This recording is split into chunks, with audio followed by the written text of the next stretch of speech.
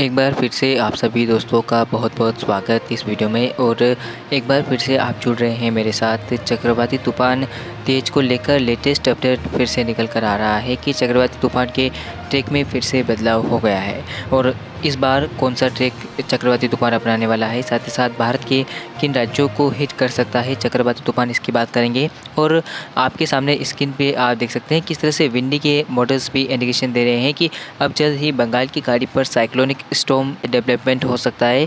तो इस समय लगातार मेरी निगरानी सिस्टम के ऊपर बनी हुई है कि सिस्टम किस इंटेंसिटी तक जा सकता है, साथ ही साथ किस तरह से ये भारत की ओर बढ़ेगा, इसके ऊपर भी लगातार नज़र बनी हुई है। तो आपको बता दूं कि लगातार बंगाल की खाड़ी पर इस समय हलचल बढ़ती हुई नज़र आ रही है। आज लगभग 21 सितंबर है और आगामी समय में लगभग 29 सितंबर के आसपास बंगाल की खाड़ी के दक्षिणी पूर्वी भागों पर हम कह सकते हैं कि एक कम दबाव का क्षेत्र बनेगा और ये आगे बढ़ता हुआ लगभग मध्य भागों तक पहुँचते ये डीप डिप्रेशन की इंटेंसिटी में आ जाएगा। और 29 सितंबर को आप देख सकते हैं किस तरह से ये अपनी हवाओं के साथ, यानी कि 42 किलोमीटर प्रति घंटे की रफ्तार से अपनी हवाओं के साथ ये अटैक करना शुरू कर देगा बंगाल की खाड़ी पर। साथ ही साथ फिर से ये आगे बढ़ेगा और उस समय इसकी इंटेंस आप देखिए किस तरह से ये सिस्टम और ताकतवर होता हुआ नज़र आ रहा है।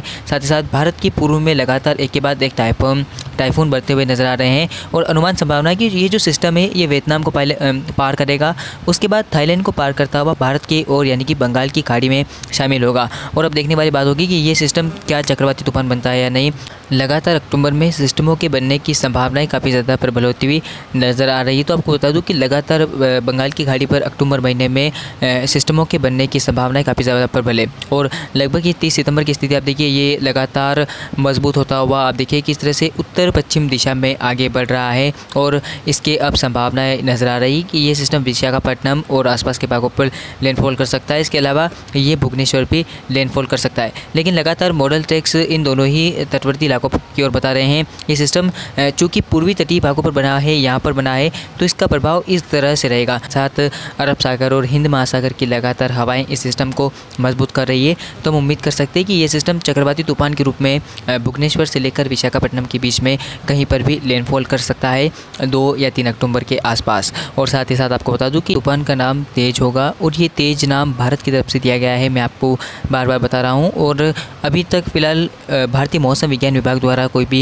इंडिकेशन साइक्लोन के ऊपर नहीं दिए गए हैं। हालांकि आगामी समय में हम पूर्वानुमान के तौर पर इस वीडियो को देख रहे हैं। आपको बता दूं कि आगामी समय में परिस्थितियां बदलती हुई नजर आएगी। देश भर में मानसून तो सक्रिय होगा, लेकिन आपको बता दूं कि बंगाल की खाड़ी पर जब चक्रवात बनेगा तब पूर्वी भारत के कई राज्यों पर और सेंट्रल इंडिया के भी कई राज्यों पर काफ़ी भीषण वर्षा होने की संभावनाएं नज़र आ रही है। खासकर छत्तीसगढ़, उड़ीसा से लेकर तेलंगाना, आंध्र प्रदेश, इन इलाकों पर काफ़ी ज़बरदस्त मानसून प्रदर्शन आगामी समय में दिखाई दे सकता है। साथ ही साथ आपको बता दूं कि मानसून की वापसी के लिए अभी परिस्थितियां बहुत कम नज़र आ रही है। और आपको बता दूं कि राजस्थान के ऊपर अभी एंटी साइक्लोन सर्कुलेशन नहीं बन रहा है, इसके चलते मानसून की वापसी में अभी भी देरी होने की संभावना है। चूँकि पाकिस्तान और आसपास के भागों पर एक के बाद एक साइक्लोनिक सर्कुलेशन और लो प्रेशर एरिया डेवलपमेंट हो रहे हैं, जिसके चलते लगातार मानसून सक्रिय बना हुआ है। साथ ही साथ बंगाल की खाड़ी पर बनने वाला साल 2023 का तीसरा साइक्लोनिक स्टॉर्म तेज भारत के अधिकांश राज्यों पर मौसम को बदलेगा, ऐसी संभावनाएं नज़र आ रही है। और आगे भी मैं आपको मॉडल दिखाऊंगा, लेकिन उससे पहले एक नज़र डालते हैं कि इसका ट्रैक कहां तक रह सकता है। और आपको बता दूं कि ये सिस्टम लगभग बंगाल के मध्य भागों पर डेवलपमेंट होगा। इसके बाद ये सिस्टम लगभग आगे बढ़ता हुआ इस दिशा में, यानी कि इस दिशा में आगे बढ़ सकता है, या तो भुवनेश्वर या विशाखापट्टनम के बीच में। उसके बाद ये सिस्टम इस तरह से पूर्वी मध्य प्रदेश के बाद पश्चिम मध्य प्रदेश की ओर भी बढ़ सकता है, जिससे कि बारिश की गतिविधियाँ पूर्वी राजस्थान तक देखने को मिल सकती है इस सिस्टम से। और सिस्टम का इंटेंस मध्य प्रदेश तक रह सकता है, कम दबाव का क्षेत्र या वेलमा लो प्रेशर एरिया। तो कहीं ना कहीं ये ज़बरदस्त बारिश देश के कई राज्यों पर दे सकता है। तो आपको बता दूं कि ECMW मॉडल अभी भी इंडिकेशन नहीं दे रहे हैं सिस्टम के ऊपर कि सिस्टम बंगाल की खाड़ी पर बनेगा, क्योंकि ECMW मॉडल दिखा रहे हैं कि बंगाल की खाड़ी के ऊपर सिस्टम ना बनते हुए अरब सागर में सिस्टम बनेगा, ऐसी संभावनाएं जताई जा रही है। तो चलिए मैं आपको दिखा देता हूँ क्या कर रहे हैं।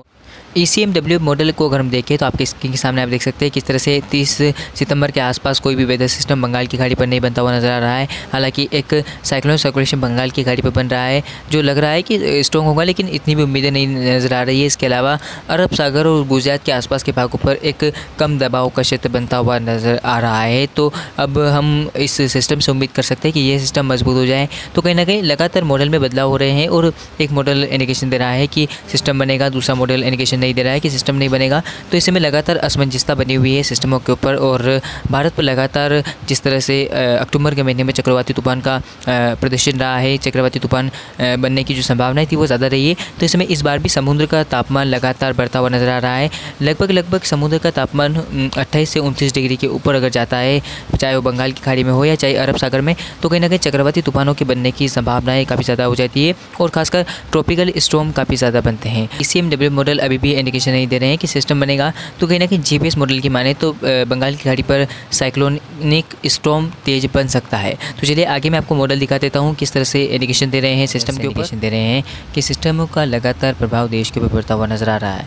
ये आप देख सकते हैं किस तरह से ये तस्वीरें लगभग 30 सितंबर की है और 30 सितंबर को बंगाल की खाड़ी पर डिप्रेशन बनता हुआ नज़र आ रहा है। स्क्रीन के सामने आप देख सकते हैं और ये डिप्रेशन डीप डिप्रेशन की ताकत लेकर भारत के कोस्टल एरियाज़ के पास पहुंचेगा, ऐसी संभावना है। उसके बाद ये सिस्टम साइक्लोनिक स्टॉर्म की इंटेंसिटी ले लेगा, यानी कि चक्रवाती तूफान बन जाएगा, ऐसी संभावना नज़र आ रही है और भारत के और करीब जाते जाते ये सिस्टम पूरी तरह से इंटेंसिफाई होने लगेगा। लेकिन जैसे ही भारत के कोस्टल एरियाज़ को लैंडफॉल करेगा उस समय ये सिस्टम और कमज़ोर होने लगेगा। तो कहीं ना कहीं हम उम्मीद कर सकते हैं कि ये सिस्टम उड़ीसा के भुवनेश्वर और आंध्र प्रदेश के विशाखापट्टनम के बीच में लैंडफॉल कर सकता है। मॉडल्स तो अभी इंडिकेशन यही दे रहे हैं। इसके अलावा आगे अगर हम देखें आगे किस तरह की संभावनाएं रहती है सिस्टम को लेकर, तो आप देख सकते हैं सिस्टम और आगे बढ़ता हुआ, यानी कि हम कह सकते हैं कि आंध्र प्रदेश की ओर लगातार ये बढ़ेगा और फिर ख़त्म होने लगेगा। आप देख सकते हैं स्क्रीन के सामने।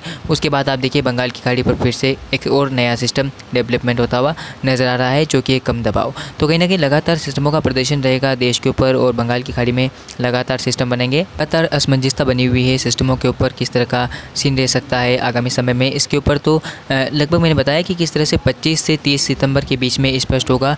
अभी पूरी तरह से असमंजसता बनी हुई है सिस्टम के ट्रैक को लेकर, साथ ही साथ चक्रवाती तूफान बनने के ऊपर भी अभी ज़्यादा संभावनाएं मौसम विभाग ने नहीं जताई है। तो इस समय लगातार मैं आपके साथ बना हुआ हूँ, लगातार अपडेट देता रहूँगा आपको। तो लगातार चैनल के ऊपर बने रहे और लगातार जिस तरह से संभावनाएं लगाई जा रही है, तो इस समय उन संभावनाओं के ऊपर ही हम वीडियो में बात कर रहे हैं। लगातार आप वेदर अलर्ट चैनल के साथ बने रहे, मैं भी आपके साथ लगातार बना हुआ हूँ साइक्लोन अपडेट के साथ और मॉनसून अपडेट के साथ भी लगातार आपके साथ हूँ। तो फिलहाल इस वीडियो में इतना ही, मिलते हैं अगले वीडियो में। लगातार बने रहें वेदर अलर्ट चैनल के साथ। धन्यवाद।